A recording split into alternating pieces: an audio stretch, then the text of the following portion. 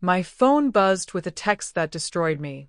But minutes later, I picked up the phone and made one call that would destroy her right back.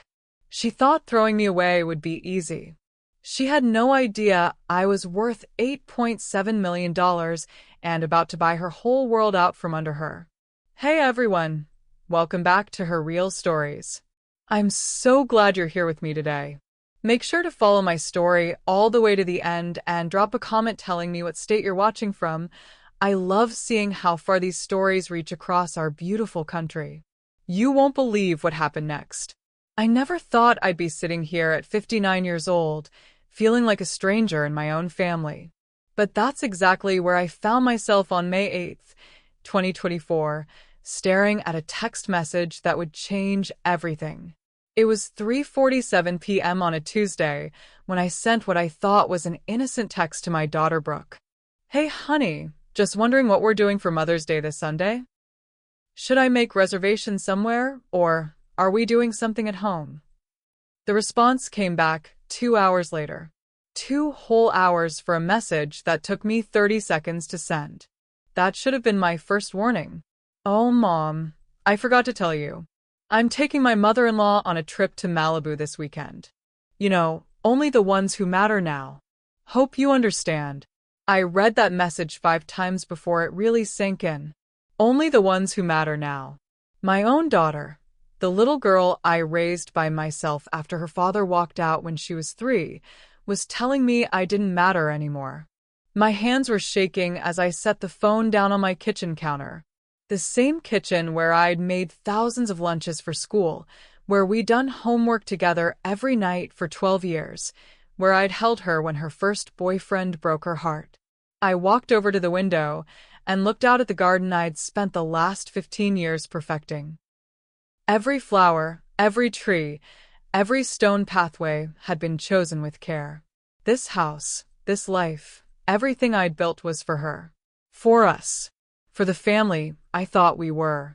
But apparently I was wrong. I stood there for 20 minutes, just staring at the roses I'd planted when Brooke graduated college. The same roses she used to help me water every Sunday morning when she'd come visit. Now she couldn't even spare me a text message on Mother's Day. My neighbor Mrs. Chin was working in her yard next door. She waved and called out, "How's Brooke doing, Rachel? Haven't seen her around lately." I forced a smile and waved back. "She's busy with her new family." The words tasted bitter in my mouth. You see, Brooke married Camden 3 years ago.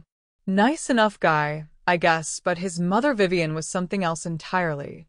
From the moment they got engaged, she'd been working to push me out of the picture. Little comments here and there about how some families are just closer than others. Suggestions that maybe I was too involved in their relationship. The first red flag should have been at their engagement party. Vivian had pulled me aside and said, "I hope you understand that Camden and Brooke will be starting their own traditions now.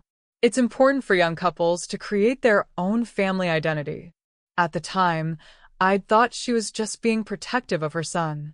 Now I realized she was marking her territory. And now it seemed like she'd finally won. I called Brooke that evening around 8:15 p.m.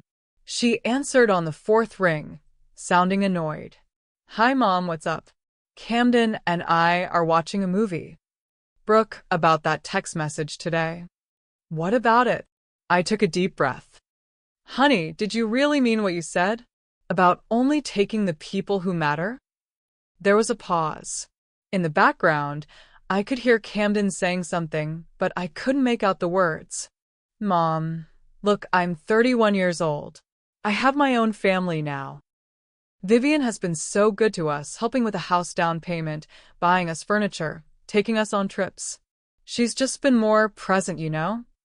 Present. Like I hadn't been present for every single day of her life.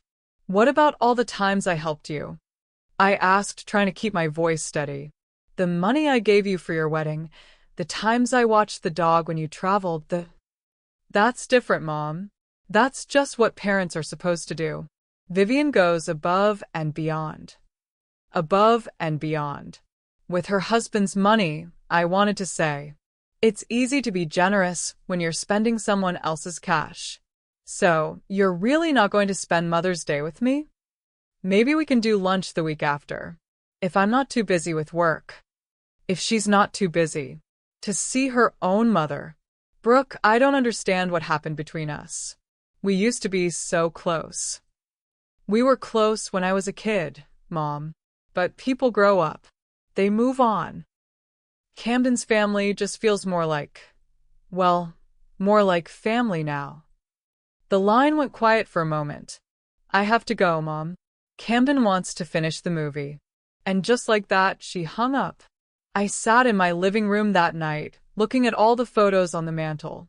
Brooke's first steps, her kindergarten graduation, her high school prom, her college graduation, her wedding day. In every single one of those pictures, it was just the two of us. Where was her father? Nowhere.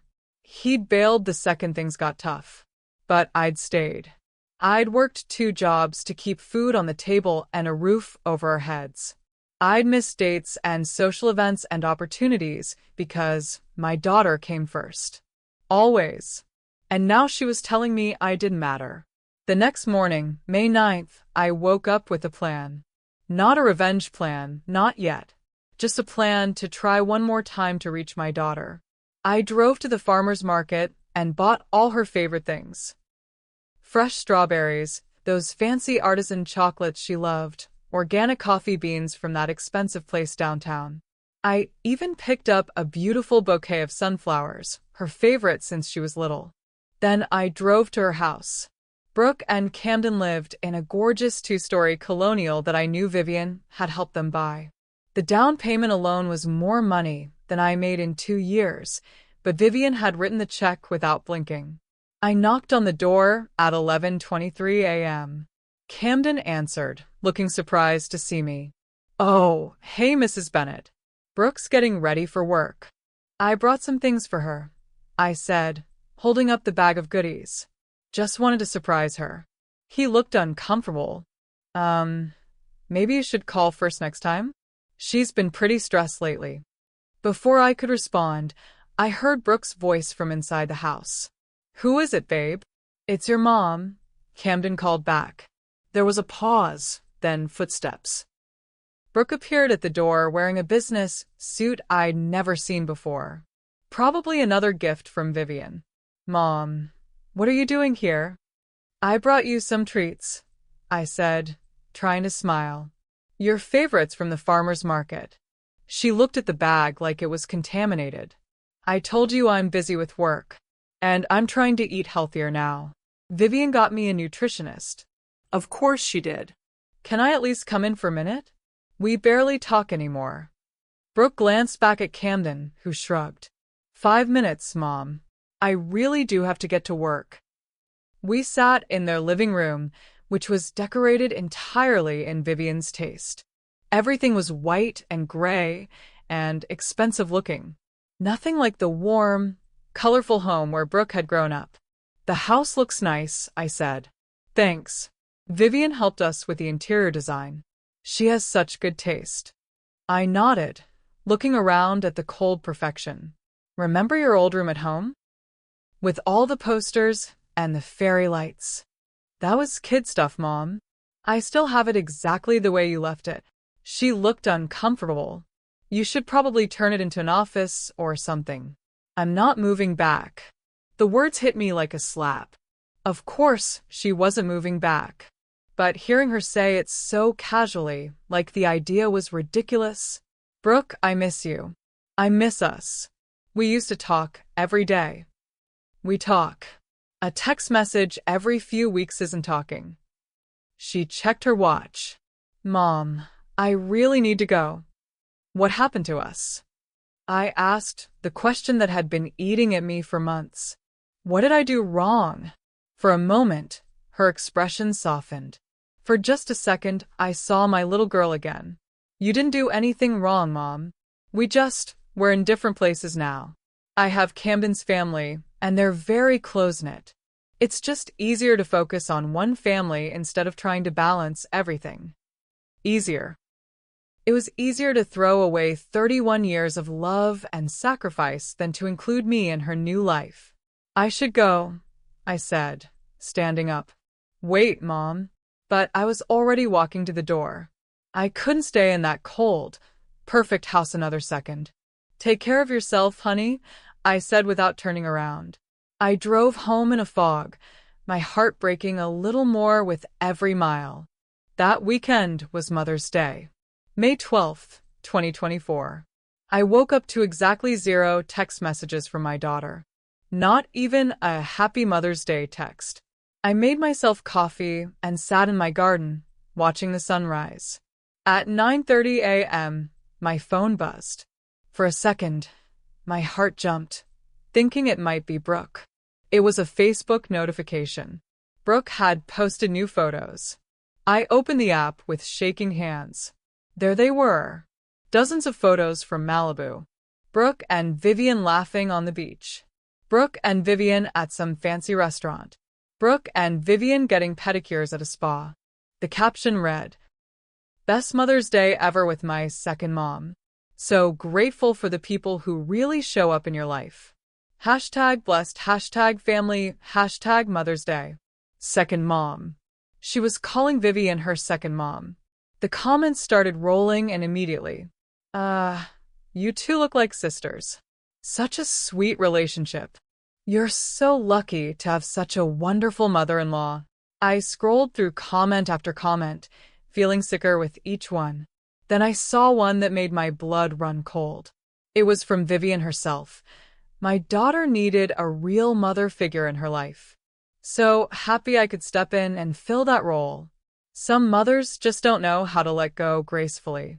Some mothers don't know how to let go gracefully. She was talking about me.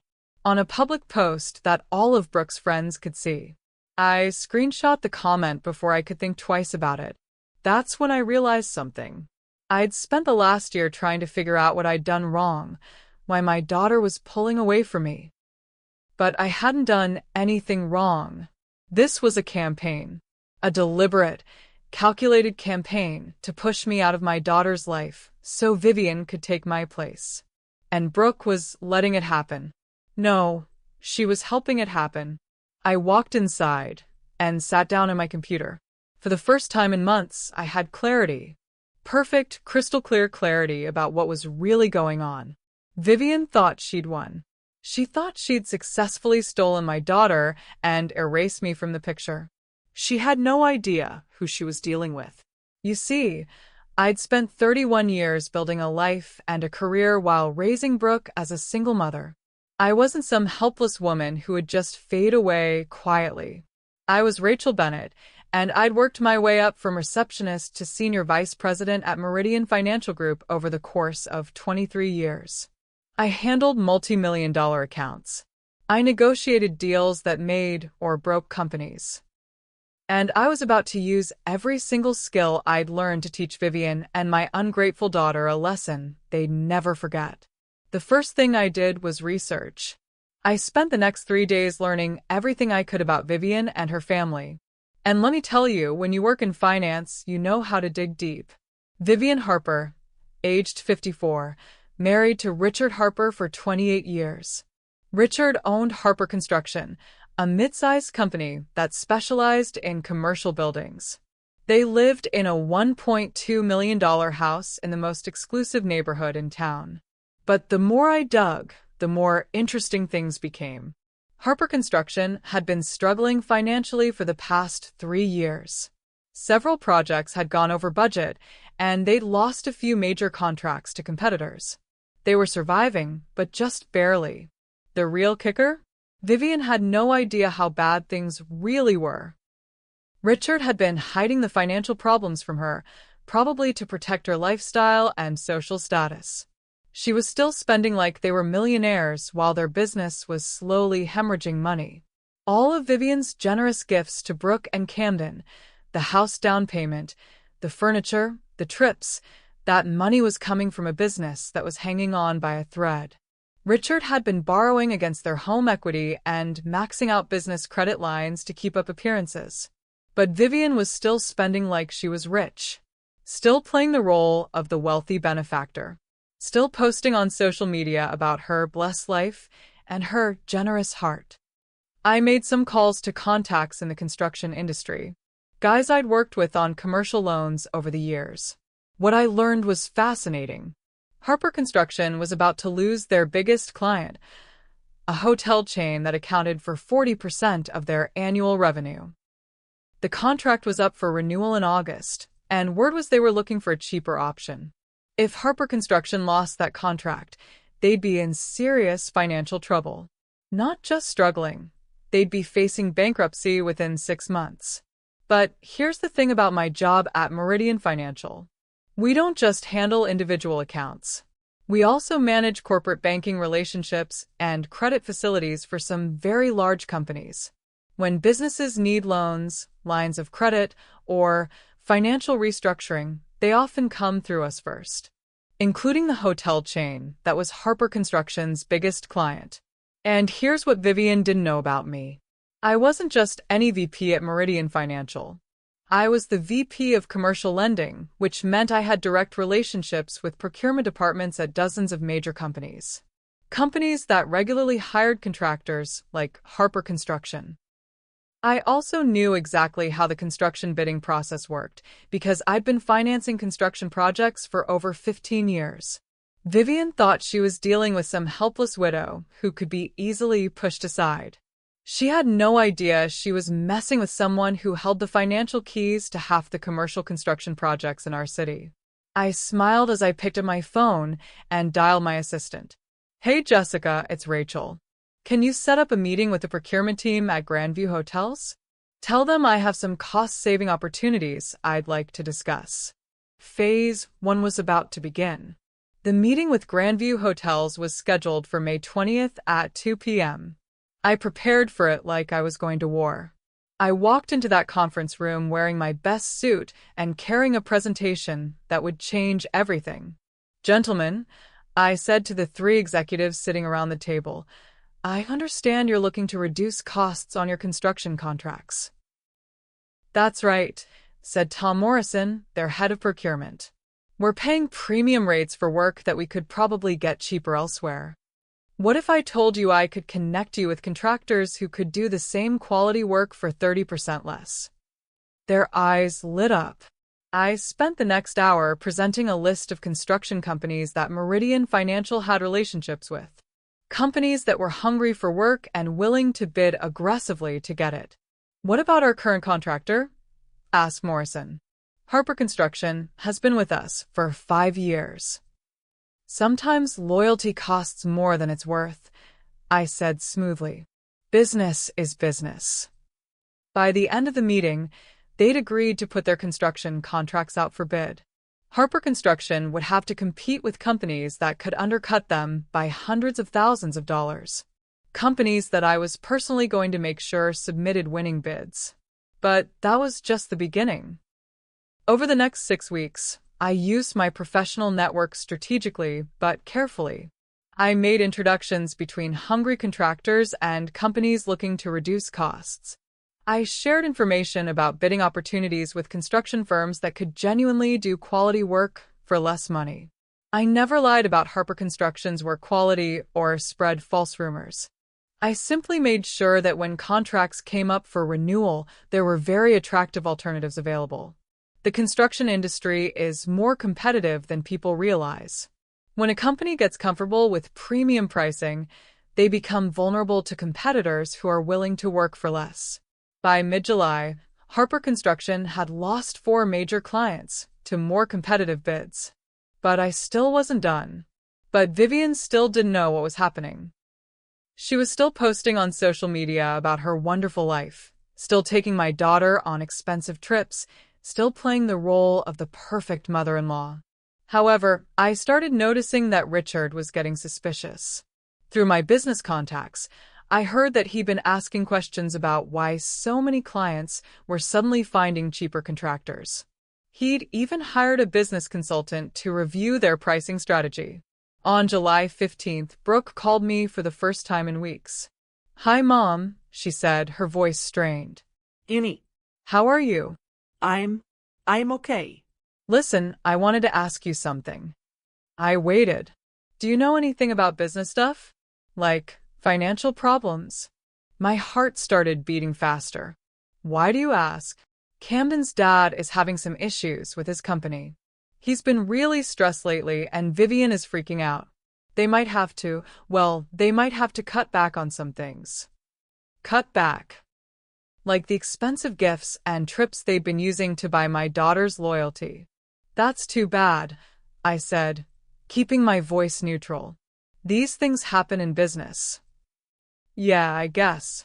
It's just, Camden and I have gotten used to, the help they've been giving us. And now you might have to stand on your own 2 feet?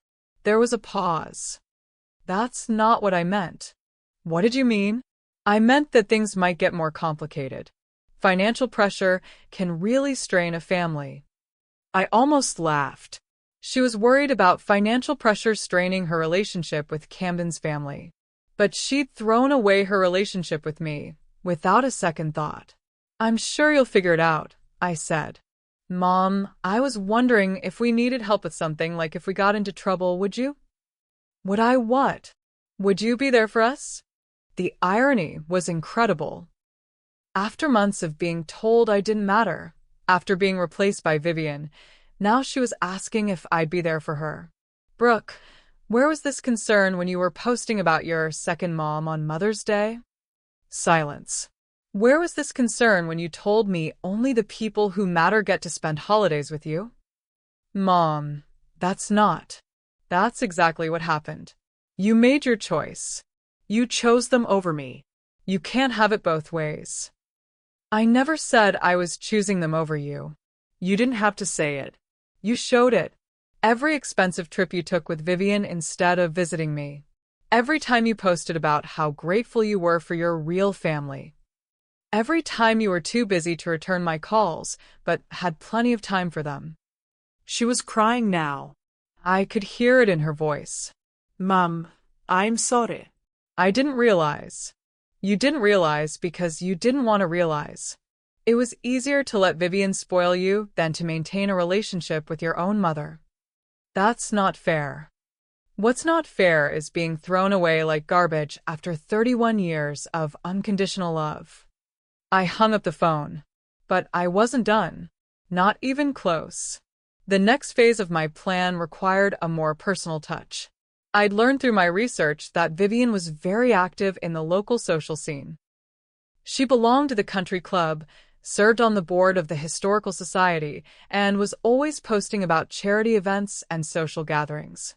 Her entire identity was built around being seen as successful and generous. She needed people to think she was wealthy and important. But what happens to that identity when the money runs out?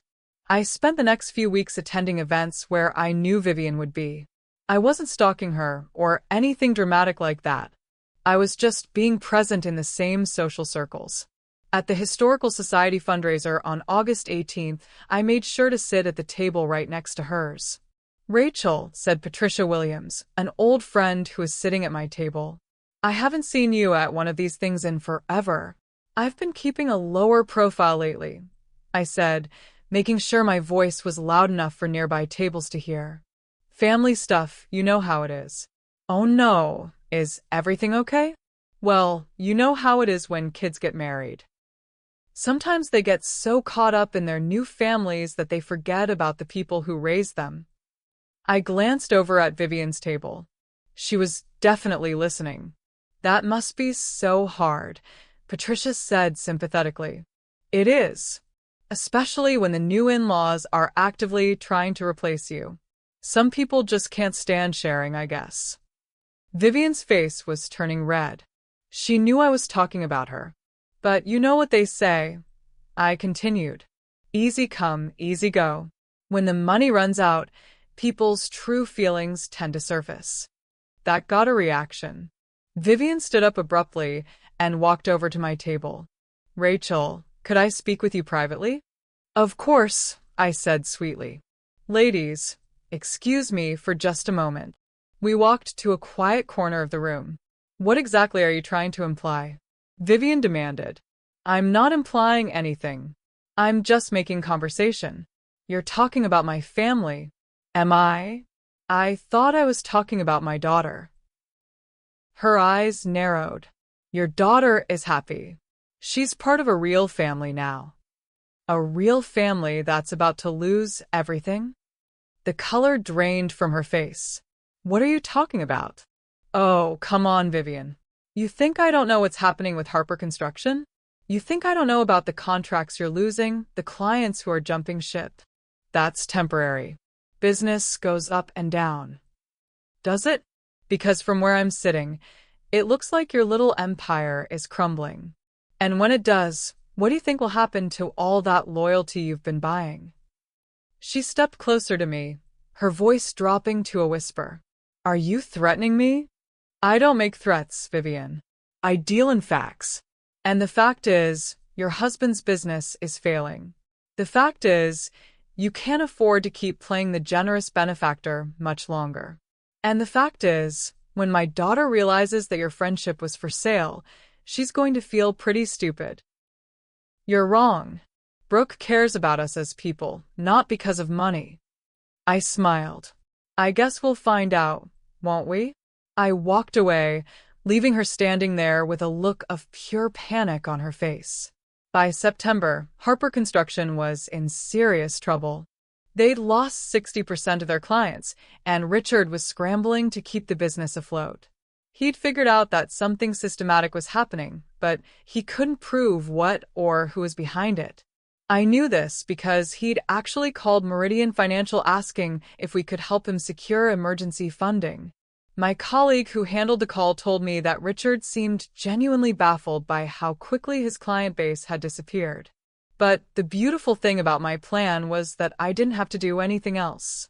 The situation was now self-sustaining. When contractors start losing money, they get desperate.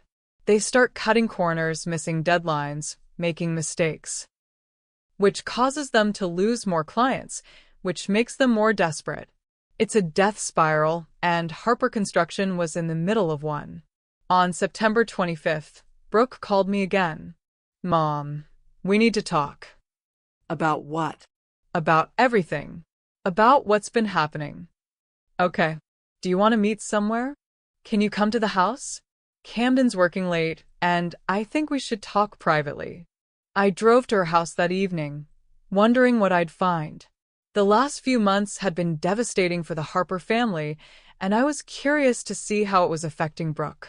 She answered the door looking exhausted. Her usually perfect hair was pulled back in a messy bun, and she was wearing sweatpants and an old t-shirt. Thanks for coming, she said quietly. We sat in her living room, the same cold, perfect space that Vivian had designed. But now it felt different. Smaller somehow. Mom, I owe you an apology. I waited. I've been thinking a lot about what you said on the phone, about choosing them over you, and I realized you were right. Go on. I got caught up in all the nice things they were doing for us. The trips, the money, the attention. It felt good to be spoiled, you know? But I forgot that love isn't supposed to be transactional.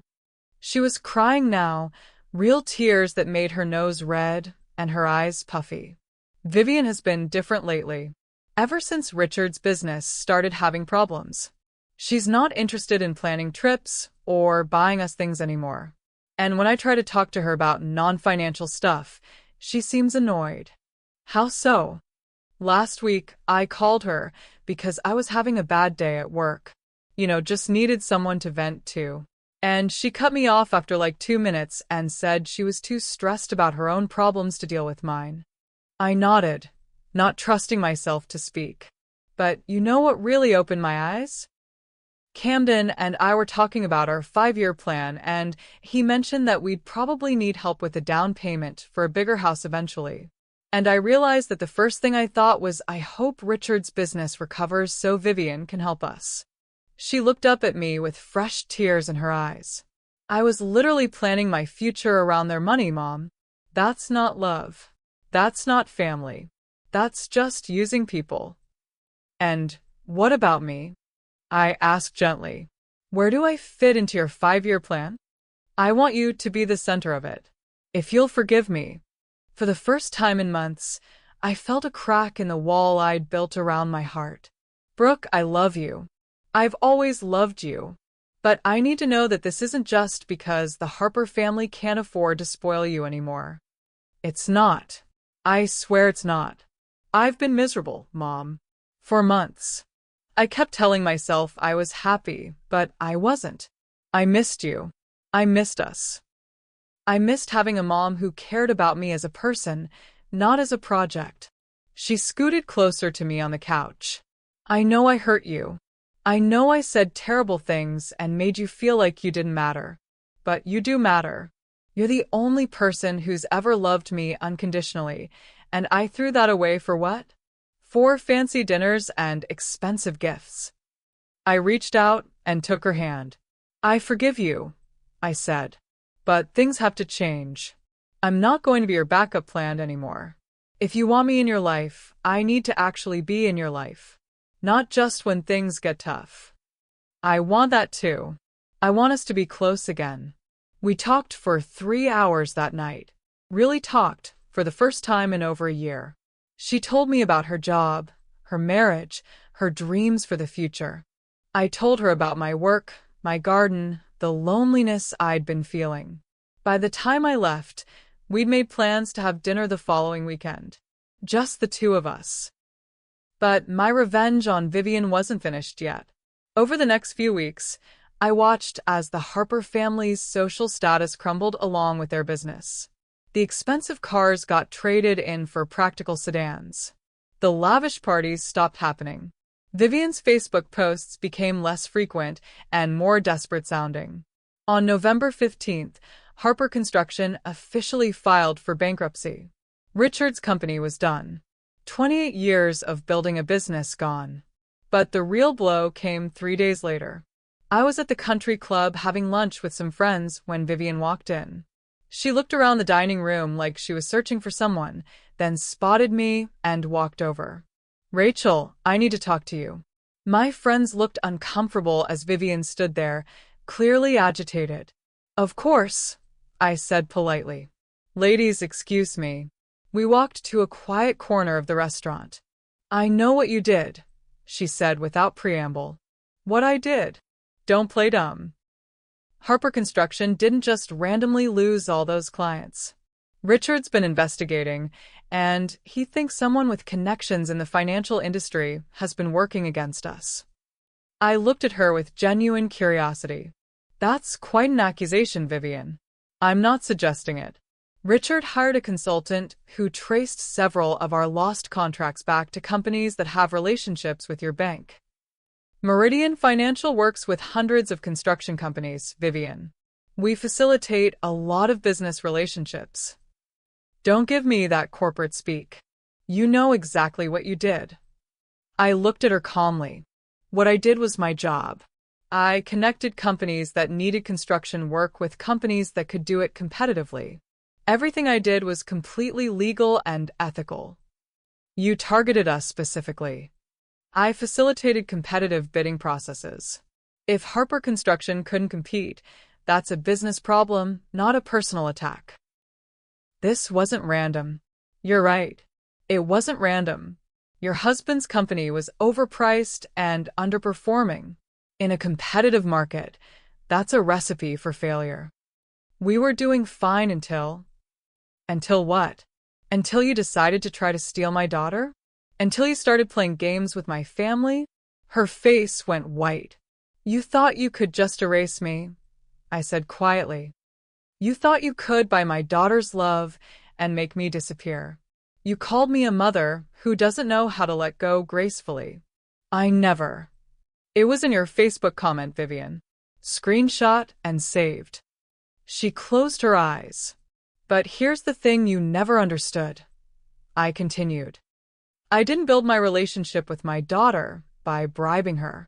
I built it with 31 years of unconditional love. And when your money ran out, guess who she came back to? Vivian was crying now, mascara running down her cheeks. You destroyed us, she whispered. No, Vivian. You destroyed yourselves. You built your entire relationship with my daughter on a foundation of money and gifts. When that foundation cracked, everything else came tumbling down. I stood up to leave. Rachel, please. Richard is talking about having to sell the house. We might have to move across the country to live with his brother. This will destroy our family. I looked down at this woman who had spent months systematically trying to push me out of my daughter's life. I'm sorry to hear that, I said. But families are built on love, not money. If yours can't survive without wealth, then maybe it wasn't as strong as you thought. I walked away, leaving her sobbing in the corner of the country club dining room. A month later, the Harper family put their house on the market. Richard had found a job with his brother's construction company in Phoenix, Arizona, but it paid 40% less than what he'd been making when he owned his own business. They were moving 850 miles away to a small town called Prescott, Arizona. Camden was devastated. He'd grown up in this town and all his friends and connections were here. But he didn't have a choice. His parents couldn't afford to stay. The house sold within 2 weeks, but for $200,000 less than what they'd paid for it. The real estate market had softened, and they needed to sell quickly. I watched from my office window as the moving trucks loaded up their belongings. Vivian stood on the sidewalk, looking lost and broken. She'd aged 10 years in the past 6 months. But what really broke my heart was seeing Camden carry out boxes with tears streaming down his face. This was his childhood home, and he was being forced to leave because of choices his mother had made. Brooke came to me a week before they were scheduled to leave. "Mom, I feel terrible," she said. "Camden is so sad about leaving, and part of me feels like it's my fault." "Why would it be your fault?" "Because I chose them over you, and now everything's falling apart. If I hadn't been so greedy, maybe none of this would have happened." I looked at my daughter, who was finally starting to understand the real cost of her choices. "Brooke, what happened to the Harper family is not your fault. Their business failed because of business reasons. But I want you to remember this feeling." "What feeling?" "The feeling of watching people you care about face consequences for their actions. Because every choice has consequences, even when we don't see them coming." She nodded slowly, tears in her eyes. "I learned something important this year," she said. "Money can buy a lot of things, but it can't buy genuine love. And people who love you for what you can give them aren't really loving you at all." 2 days before the Harpers moved to Arizona, something happened that I wasn't expecting. Vivian came to my house. 2 days before the Harpers moved to Arizona, something happened that I wasn't expecting. Vivian came to my house. It was 7:30 p.m. on a Tuesday. I was in my kitchen making dinner when the doorbell rang. When I opened the door, Vivian was standing on my porch holding a bottle of wine and looking like she'd been crying for hours. "Rachel, please." Can we talk? I hesitated. Part of me wanted to slam the door in her face. But she looked so broken, so completely defeated, that I couldn't bring myself to do it. "Come in," I said. We sat in my living room, the same room where I'd sat alone on Mother's Day, feeling like my world was ending. Now here was the woman who'd caused all that pain, sitting across from me and falling apart. "I came to apologize," she said, her voice barely above a whisper. "And to ask you something." I'm listening. "First, the apology. What I did to you was unforgivable. I tried to steal your daughter because I was jealous of what you had with her. I wanted that kind of love so badly that I convinced myself I could buy it." She took a shaky breath. "I've been thinking about this every day since we lost the business, about what I did to deserve this. And I realized that I've been a terrible person, Rachel. Not just to you, but to everyone." I waited for her to continue. "I spent so much money trying to make people love me that I nearly bankrupted my own family. Richard had been hiding how bad things were because he was afraid I'd have a breakdown if I knew the truth. He was working 16-hour days trying to keep us afloat while I was out buying expensive gifts and planning lavish trips." Tears were streaming down her face now. Camden told me yesterday that he's always felt like he had to earn my love. Can you believe that? My own son thinks my affection comes with a price tag because that's how I've treated everyone else. She wiped her eyes with a tissue. I destroyed my family trying to steal yours. And the worst part is, I know exactly why I did it. Because I saw how Brooke looked at you, with genuine love and respect, and I never had anyone look at me that way. Not even my own son. I felt something shift in my chest. Not forgiveness exactly, but understanding. Vivian, why are you telling me this? Because I want you to know that I understand what I lost. It wasn't just money or social status. I lost the chance to have real relationships with the people I love most. She leaned forward, her eyes desperate. But here's what I came to ask you. Is there any way you could you find it in your heart to help Richard get another chance? Not for me. I know I don't deserve your help. But he's a good man who got caught up in my toxic behavior. Iets zegt de Heer. What are you asking me to do? I don't know. Maybe put in a good word with some of your contacts. Help him find clients who would give him a fair shot? He's an excellent contractor, Rachel. He just got priced out of the market by companies that could afford to work for almost nothing. The irony was incredible. Here was Vivian, asking me to undo some of the damage I'd caused to her family. Why would you think I'd help you after everything that happened? Because you're a better person than I am. Because you raised a daughter who still has a conscience, even after I tried to poison her against you. Because despite everything I did, you never stooped to my level. She was wrong about that last part, but I didn't correct her. Vivian, even if I wanted to help, Richard's reputation in this industry is damaged. It would take years to rebuild the trust that's been lost. I know, but maybe if he had just one chance to prove himself again. I thought about it for a long moment. What about you? What are your plans in Arizona? She laughed bitterly. I'm going to get a job. A real job for the first time in 20 years. Maybe working retail or as a secretary. Something where I can contribute instead of just taking. And your relationship with Camden and Brooke? I'm going to try to earn their love the right way. By being supportive instead of controlling. By listening instead of buying. By respecting their relationship with you instead of trying to compete with it. She stood up to leave. I don't expect you to forgive me, Rachel. I know I don't deserve it. But I wanted you to know that I finally understand what I did wrong.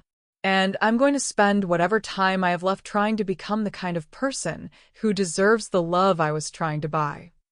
After she left, I sat in my living room for hours, thinking about everything she'd said. I'd gotten my revenge. I'd proven my point. I'd won. So why did I feel so empty? I almost didn't answer, but curiosity got the better of me. Hello, Vivian. Rachel, I want to ask you something. Okay. Richard finally figured out how you did it.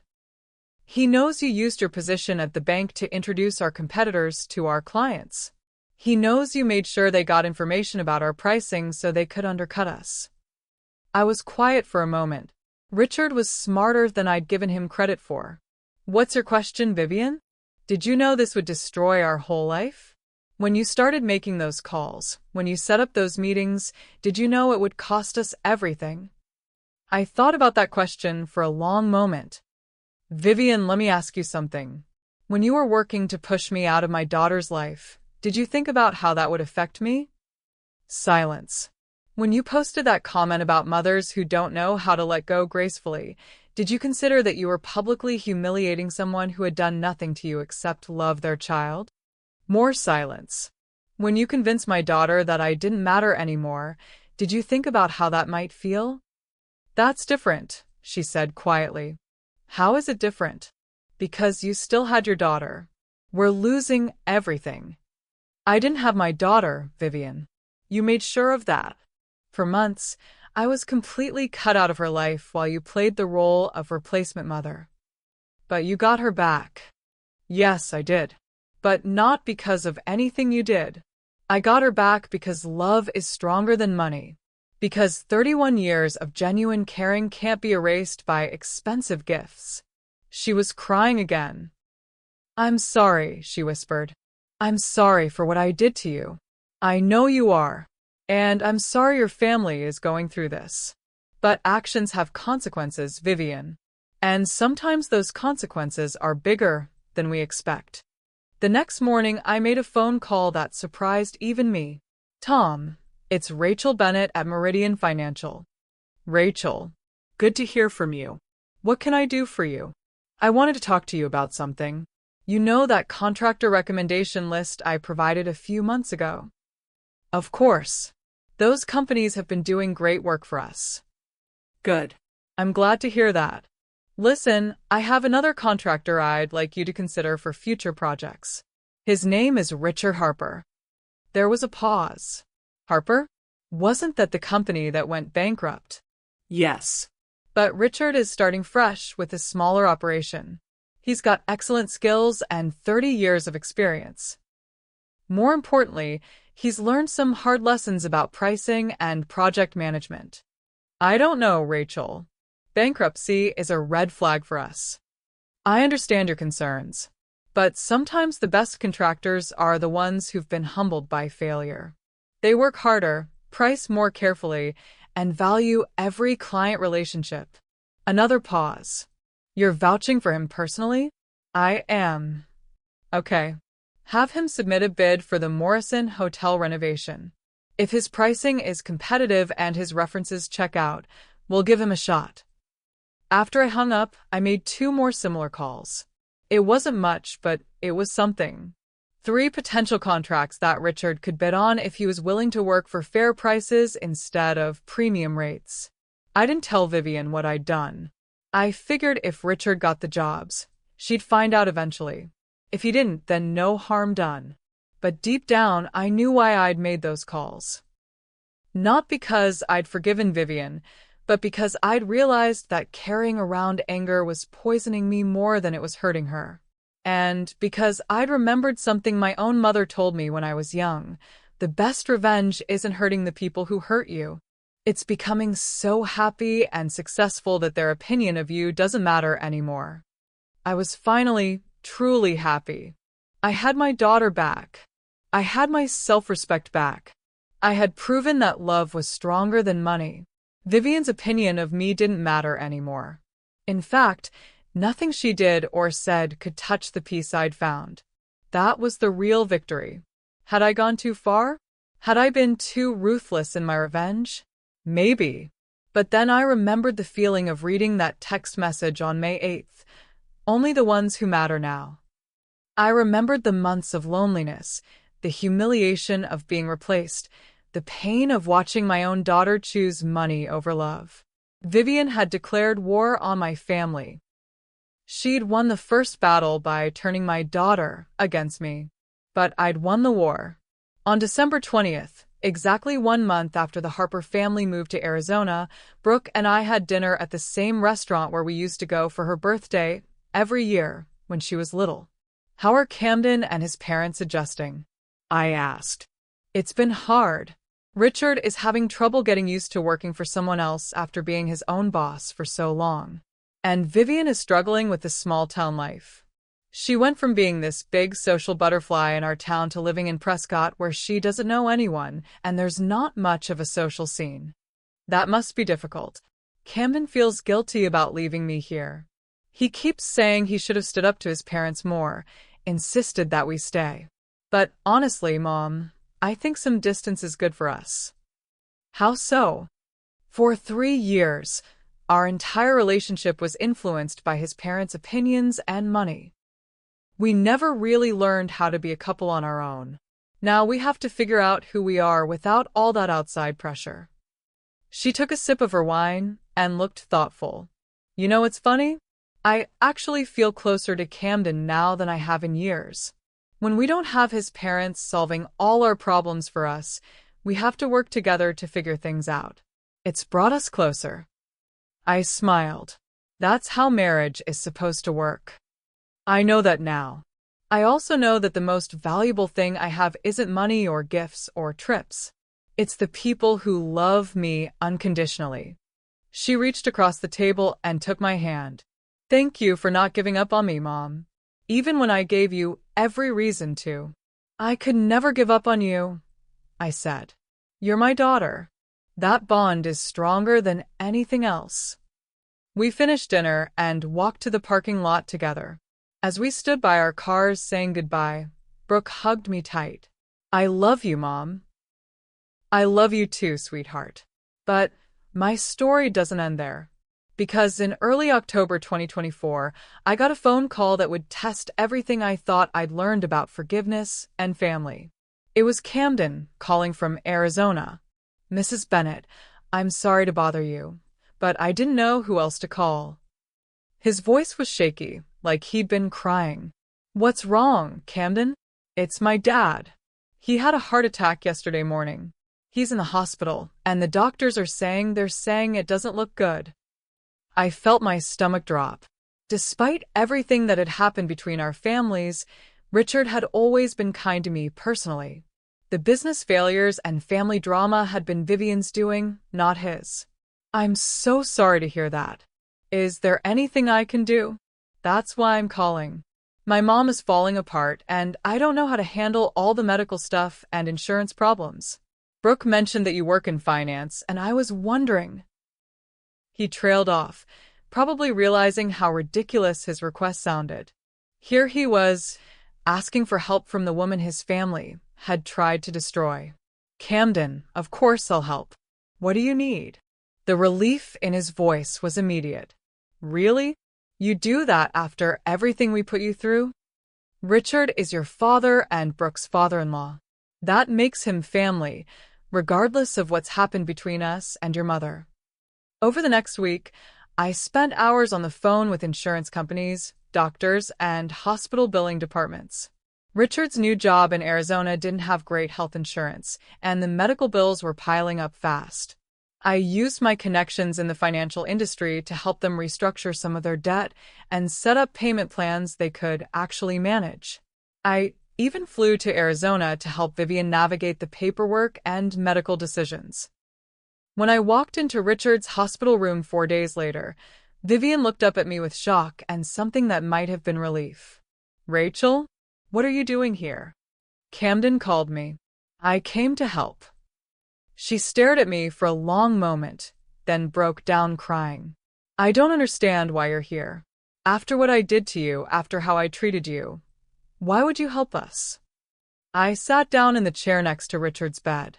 He was sleeping, surrounded by machines that beeped and hummed. Because this isn't about revenge anymore, Vivian. This is about doing what's right. But I tried to steal your daughter from you. Yes, you did. And you learned that love can't be stolen. It can only be given freely. She wiped her eyes with a tissue. I've had a lot of time to think since we moved here. About what I did, about why I did it. And I realized that I was jealous of you. Jealous? Of me? You had something with Brooke that I never had with Camden. This deep, unshakable bond that didn't depend on money or gifts. I wanted that kind of relationship with him, but I didn't know how to build it. So I tried to buy it instead. I looked at this woman who had caused me so much pain, who was now broken and humbled and desperately trying to save her husband's life. It's not too late, you know, I said quietly, to build that kind of relationship with Camden. How? The same way I built it with Brooke. One day at a time, one conversation at a time, one act of genuine care at a time. Money can't buy love, but time and attention can grow it.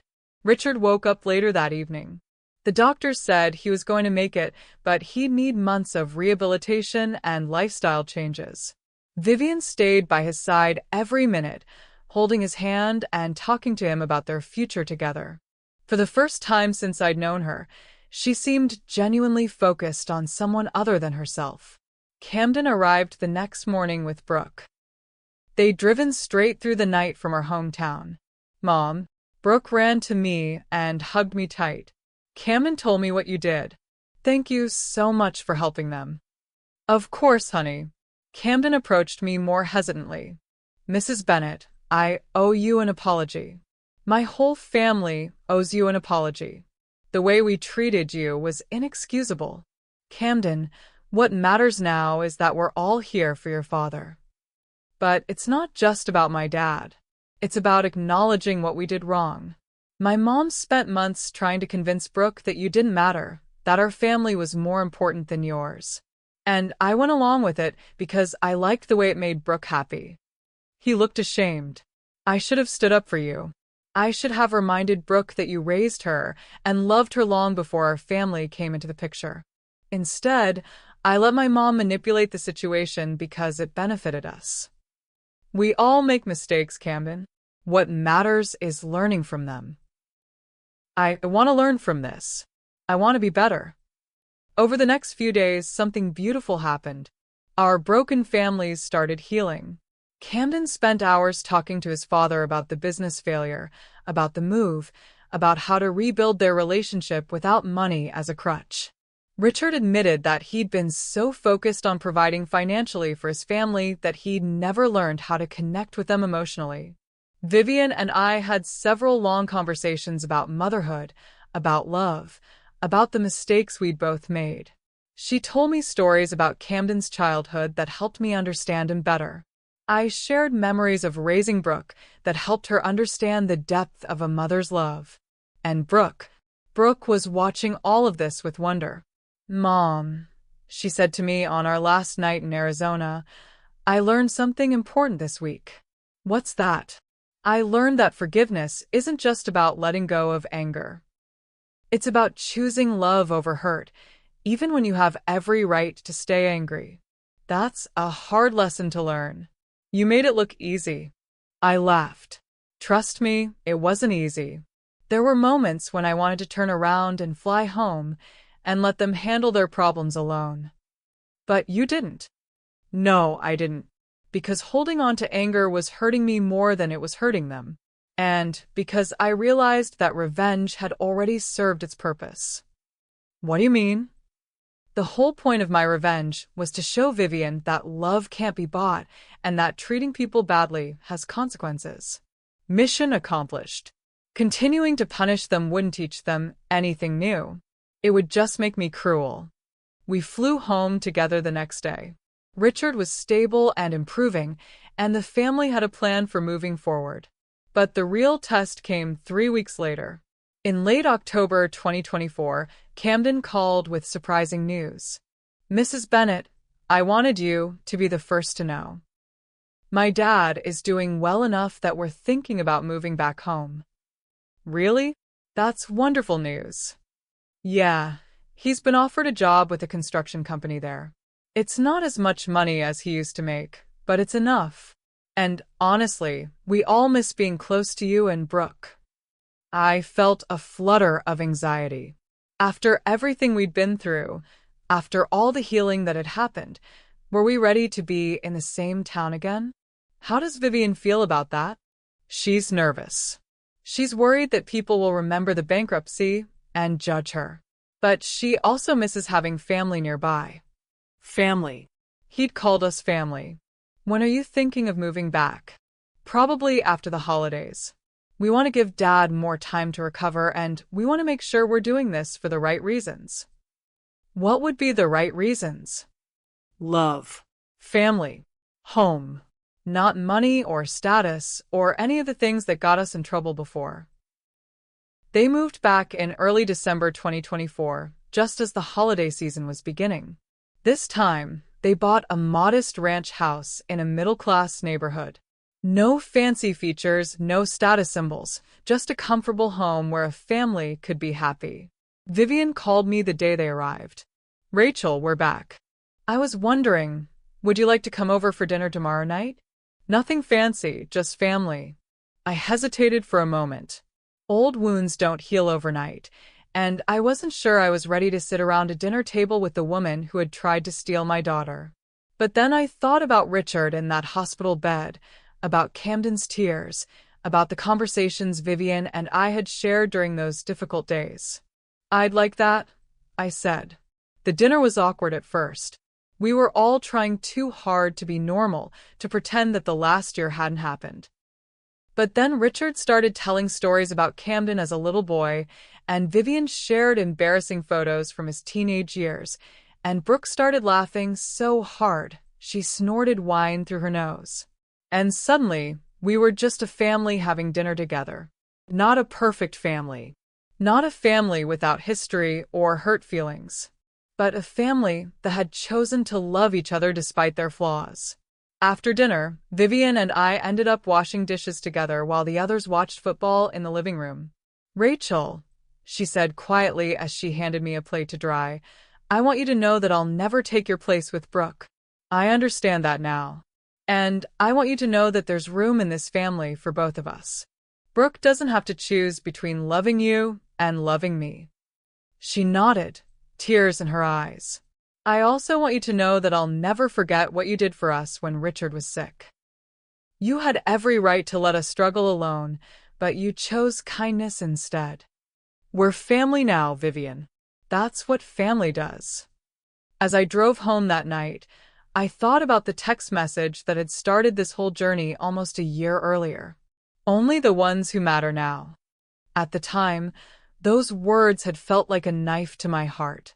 But looking back, I realized they'd been a gift.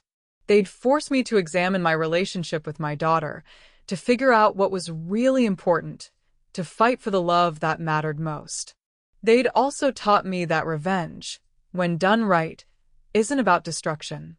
It's about teaching lessons that need to be learned. Vivian had needed to learn that love can't be bought. Brooke had needed to learn that family bonds are stronger than financial benefits. Camden had needed to learn to stand up for what's right, even when it's uncomfortable. And I had needed to learn that holding on to anger hurts me more than it hurts anyone else. The best part? None of us learned these lessons through lectures or arguments. We learned them through consequences, through loss, through having to rebuild from the ground up.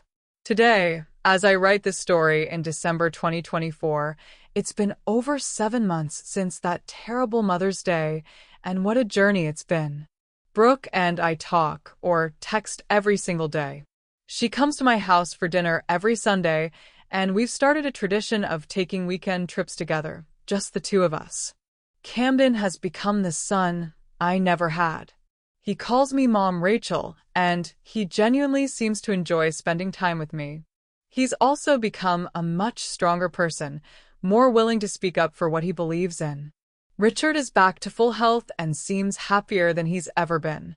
He told me recently that losing his business was the best thing that ever happened to him because it forced him to learn what really mattered. And Vivian, well, Vivian and I will never be best friends. But we've become something better. We've become allies in loving the same people. She's learned to build relationships through care and attention instead of money and gifts. She's also learned to share the spotlight instead of trying to hog it all for herself.